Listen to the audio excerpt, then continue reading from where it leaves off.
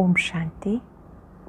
आज बाबा के 30 जून 2021 के साकार मधुर महावाक्य हैं।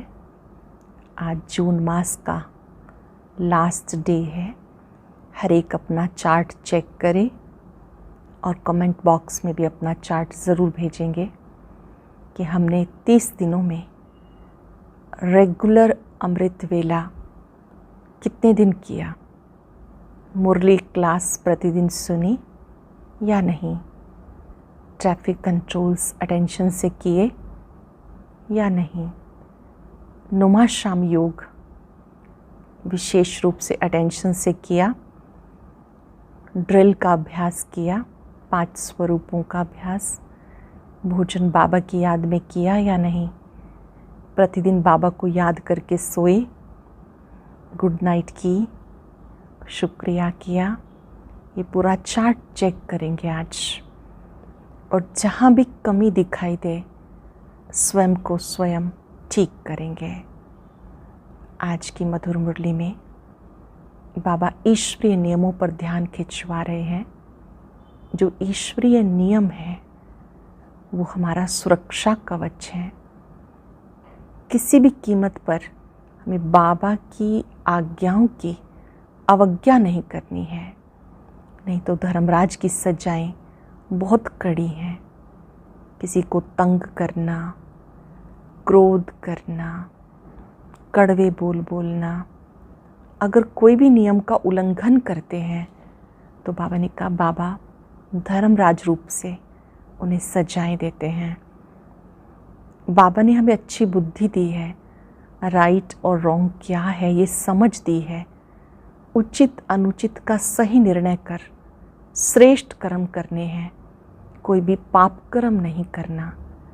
बाबा का बनकर यदि कोई बाबा को छोड़ देता है, फारकती देता है, उसकी सजा भी बहुत कड़ी है, बहुत बड़ी है।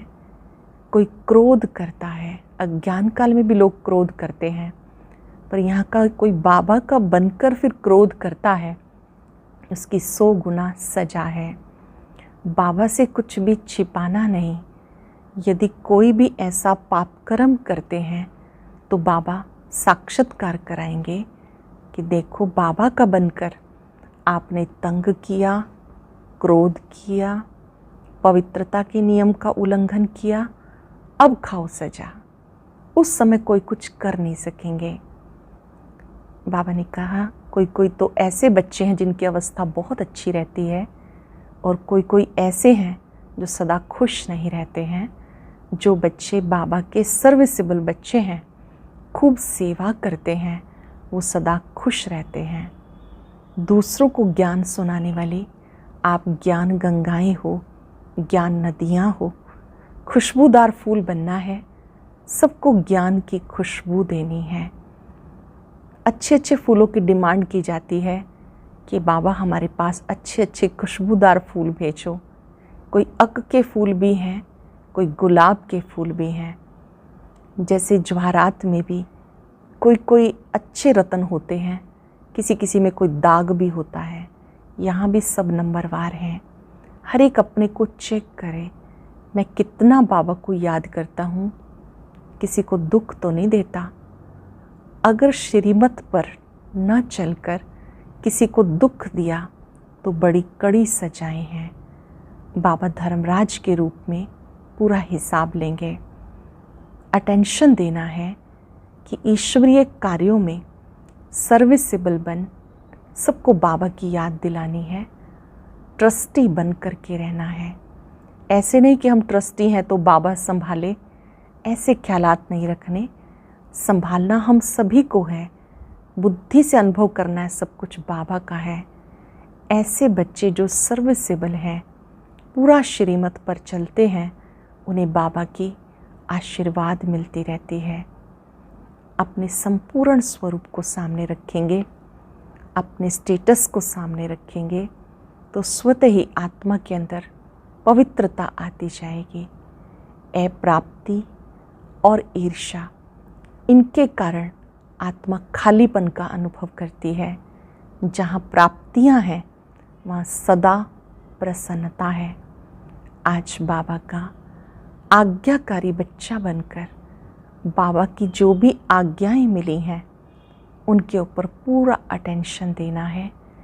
कहीं पर भी कोई आज्ञा की अवज्ञा नहीं करनी और ना ही बाबा को छोड़ना है। बाबा को अपना जो वचन दिया है, वायदा किया है, पूरा निभाना है कि हम बाबा का साथ और हाथ कभी नहीं छोड़ेंगे। ऐसे बाबा के सच्चे, पक्के, खुशबूदार फूल बनना है। अब सुनते हैं मुरली विस्तार से। बाबा कहते, मीठे बच्चे, बाबा की आशीर्वाद लेनी है तो सर्विसेबल सपूत बच्चे बन, सबको सुख दो, किसी को भी दुख ना दो। बाबा की आशीर्वाद लेनी है तो सर्विसेबल सपूत बच्चे बन, सबको सुख दो, किसी को भी दुख ना दो। कुछ न धर्मराज की सजाओं से छूटने के लिए किन ईश्वरीय नियमों पर ध्यान देना है। धर्मराज की सजाओं से छूटने के लिए ऐसे कौन से ईश्वरीय नियम हैं जिन पर ध्यान देना है। कभी भी ईश्वर के सामने प्रतिज्ञा कर उसकी अवज्ञा नहीं करनी, किसी को दुख नहीं देना, क्रोध करना, तंग करना, अर्थात ऐसे चलन चलना जिससे ईश्वर का नाम बदनाम हो, तो उन्हें बहुत सजाएं खानी पड़ती हैं। इसलिए ऐसा कोई कर्म नहीं करना। माया के कितने भी तूफान आए, बीमारी उथल खाए, लेकिन राइट रॉन्ग की बुद्धि से जजमेंट कर रॉन्ग कर्म से सदा बचे रहना।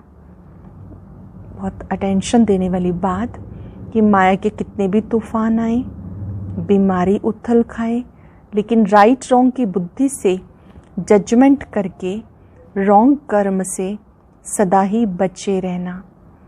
गीता, कौन आया मेरे मन के द्वारे, ओम शांति।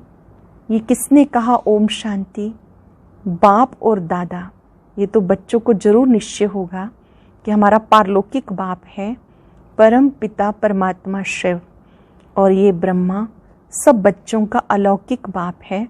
इनको ही प्रजापिता ब्रह्मा कहेंगे। इतने बच्चे और किसी के होते हैं क्या सिवाय प्रजापिता ब्रह्मा के? पहले नहीं थे। जबकि बेहद के बाप ने इनमें प्रवेश किया तो ये हो गया दादा। ये दादा खुद कहते, तुमको पारलौकिक बाप की प्रॉपर्टी मिलती है। पोत्रे हमेशा दादे के वारिस होते हैं, उनका बुद्धियोग दादे में जाता है, क्योंकि दादे की प्रॉपर्टी का हक मिलना है। जैसे राजाओं के पास जो बच्चे जन्म लेते रहेंगे, ऐसे ही कहेंगे बड़ों की प्रॉपर्टी है, बड़ों की प्रॉपर्टी पर उनका हक है ही। तुम बच्चे जानते हो, हम बेहद बाप द्वारा बड़े से बड़ी प्रॉपर्टी स्वर्ग की बादशाही ले रहे हैं।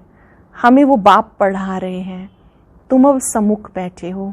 सम्मुख का नशा भी नंबरवार पुरुषार्थ अनुसार रहता है। हम सम्मुख बैठे हैं, इसका नशा भी बच्चों में नंबरवार पुरुषार्थ अनुसार रहता। कोई के दिल में तो बड़ा लव रहता। हम ऊंचे से ऊंचे भगवान के आगे इस साकार मात पिता द्वारा वारिस बनते हैं। ऊंचे से ऊंचे भगवान के आगे इस साकार मात पिता द्वारा वारिस बनते हैं। बेहद बाप बहुत मीठा है जो हमें राजाई के लायक बनाते हैं। बाबा बहुत मीठा है, हमें राजाई के लायक बनाते हैं। माया ने बिल्कुल नालायक बना दिया। कल बाबा के पास कोई मिलने के लिए आए थे, परंतु वो कुछ समझते थोड़ा ही थे। बाबा ने समझाया, ये सब ब्रह्मा कुमार हैं, तुम भी ब्रह्मा के व शिव के बच्चे हो ना। कहा है तो जरूर है। ये सिर्फ सुनकर कहा, परंतु दिल में लगा नहीं, तीर लगा नहीं कि सचमुच हम उनके बच्चे हैं। सुन लिया इसलिए कह दिया, पर एक अपना दिल स्वीकार करे कि हम बाबा के बच्चे हैं। ये भी उनके बच्चे हैं, वर्षा ले रहे हैं। वैसे ही हमारे पास भी कई बच्चे हैं जिनको थोड़ा बुद्धि में बैठता है, बहुत थोड़ा बुद्धि में बैठता है, बहुत थोड़े बच्चे हैं ऐसे। वह खुशी, वो रुहाब दिखाई नहीं पड़ता। अंदर बड़ी खुशी का पारा चढ़ना चाहिए, वो सारा चेहरे पर आ जाता है।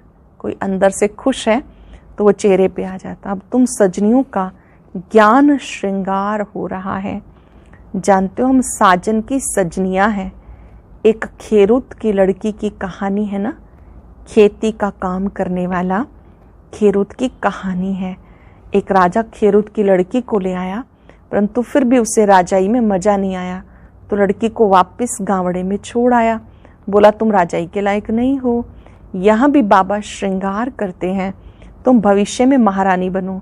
श्री कृष्ण के लिए भी कहते हैं भगाया पटरानी बनाने के लिए, परंतु कुछ समझते नहीं।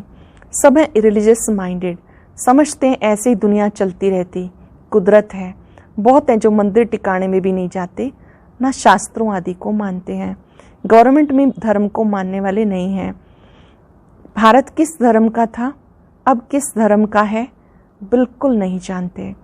अब तुम बच्चे हो दैवी कुल के, जैसे वो क्रिश्चियन कुल के, वैसे तुम ब्राह्मण कुल के हो।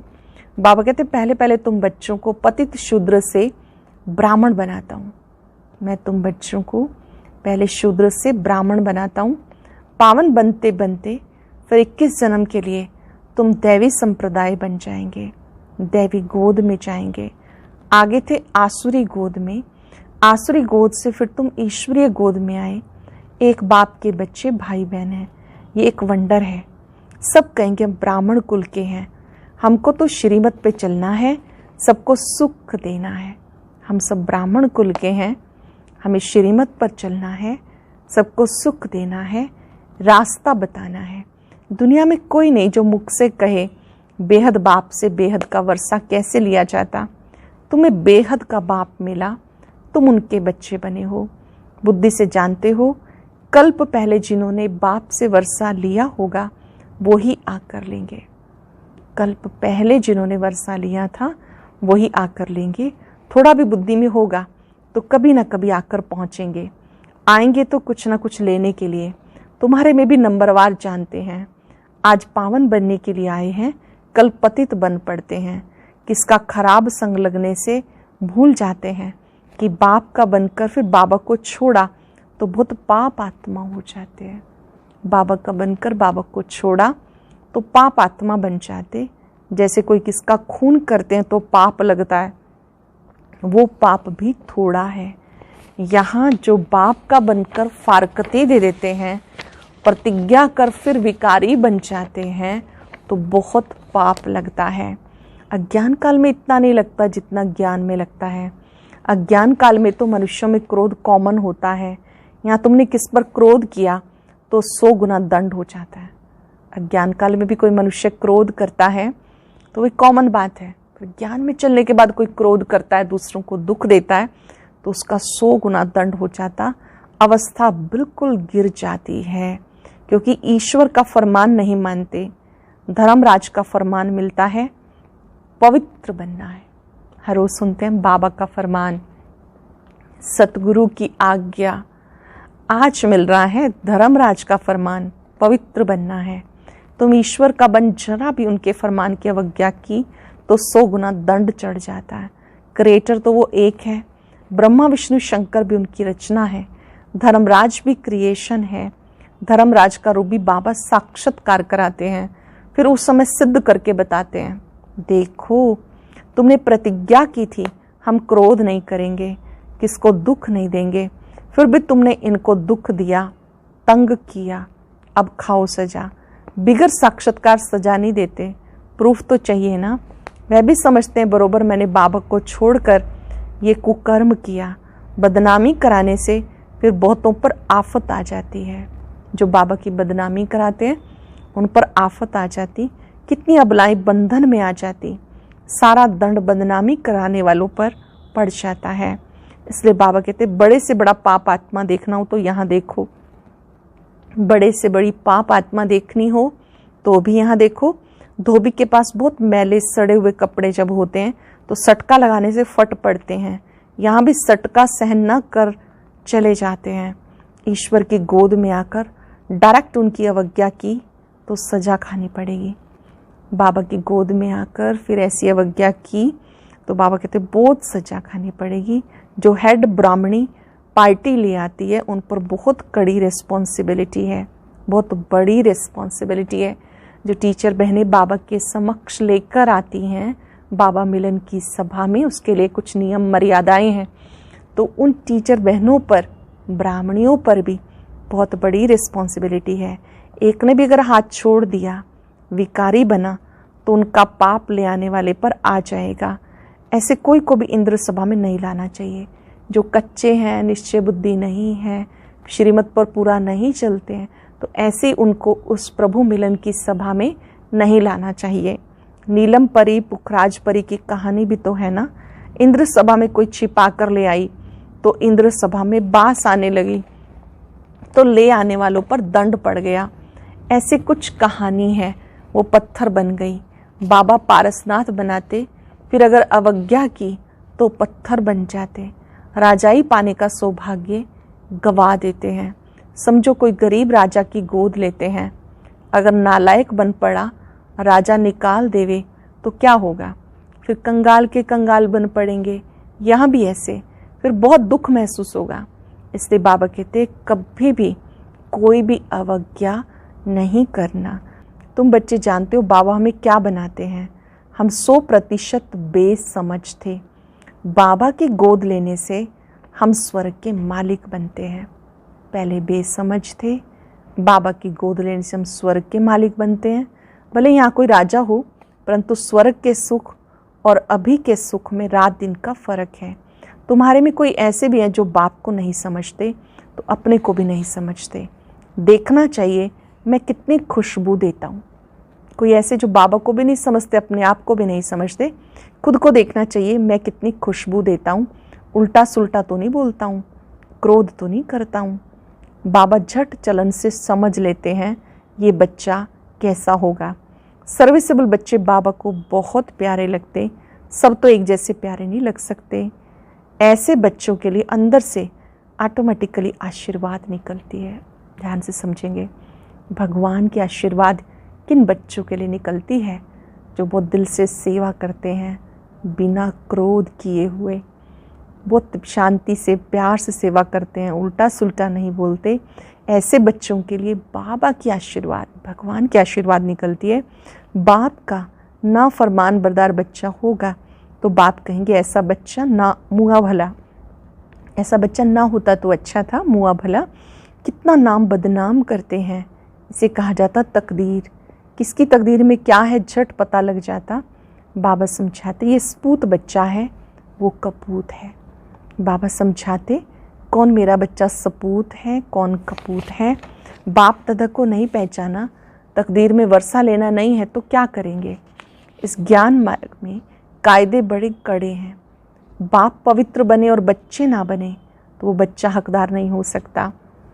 उसको बच्चा नहीं समझेंगे, फिर कहेंगे हम तो शिव बाबा को वारिस बनाएंगे, तो बाबा 21 जन्मों के लिए हमें रिटर्न में देंगे।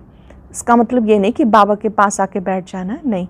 ग्रस्त व्यवहार में रहते तुमको सबको संभालना है, परंतु ट्रस्टी होकर रहना है। ऐसे नहीं कि तुम्हारे बच्चों आदि को बाप बैठ संभालेगा।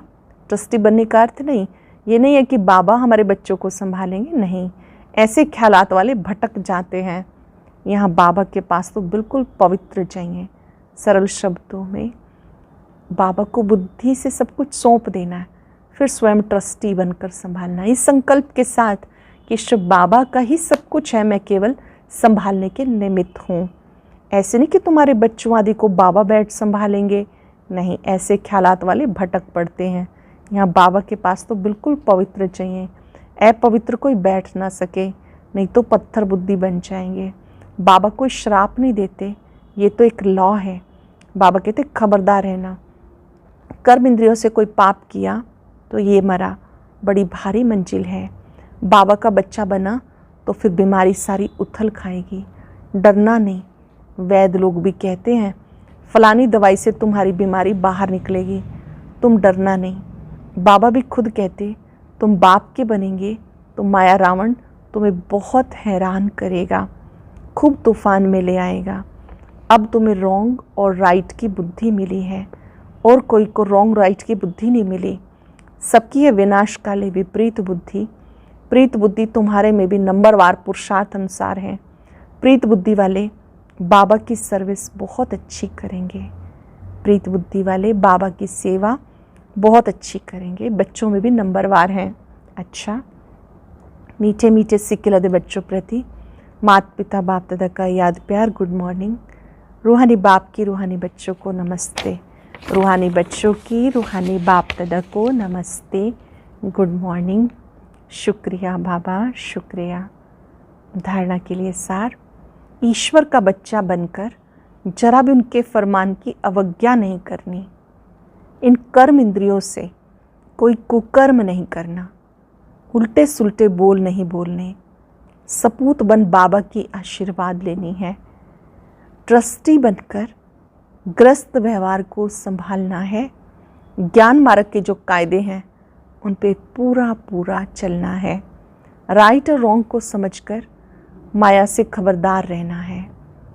राइट क्या है, रॉन्ग क्या है, उसे समझकर माया से खबरदार रहना है। वरदान है संपूर्ण स्टेज और स्टेटस की स्मृति से सदा ऊंच कर्तव्य करने वाले बाप समान भव। संपूर्ण स्टेज और स्टेटस की स्मृति से सदा ऊंच कर्तव्य करने वाले बाप समान भव। सदा ये स्मृति रहे, मैं हर समय हर सेकंड हर कर्म करते हुए स्टेज पर हूँ, तो हर कर्म पर अटेंशन रहने से संपूर्ण स्टेज के नज़दीक आ जाएंगे। साथ साथ वर्तमान और भविष्य स्टेटस की स्मृति रहने से हर कर्म श्रेष्ठ होगा। यही दो स्मृतियाँ बाप समान बना देंगी। समानता में आने से एक दो के संकल्पों को सहज कैच कर लेंगे। इसके लिए सिर्फ कंट्रोलिंग पावर चाहिए, संकल्पों पर कंट्रोलिंग पावर चाहिए। अपने संकल्पों की मिक्सचैरिटी बिल्कुल भी ना हो। सरल शब्दों में ये स्मृति रखनी है कि मैं आत्मा हर सेकंड हर कर्म करते हुए विश्व की स्टेज पर हूँ, हर कर्म को बहुत अटेंशन से करना है। स्लोगन है ईर्ष्या और अप्राप्ति का कारण इच्छाएं हैं, जहाँ सर्व प्राप्तियाँ हैं वहाँ सदा प्रसन्नता है। ईर्ष्या और अप्राप्ति का कारण कोई ना कोई इच्छाएं हैं, जहाँ सर्व प्राप्तियाँ हैं वहाँ प्रसन्नता है। आज हम अभ्यास करेंगे बाबा की आज्ञाओं पर चलने वाला मैं बाबा का आज्ञाकारी बच्चा हूँ। ओम शांति।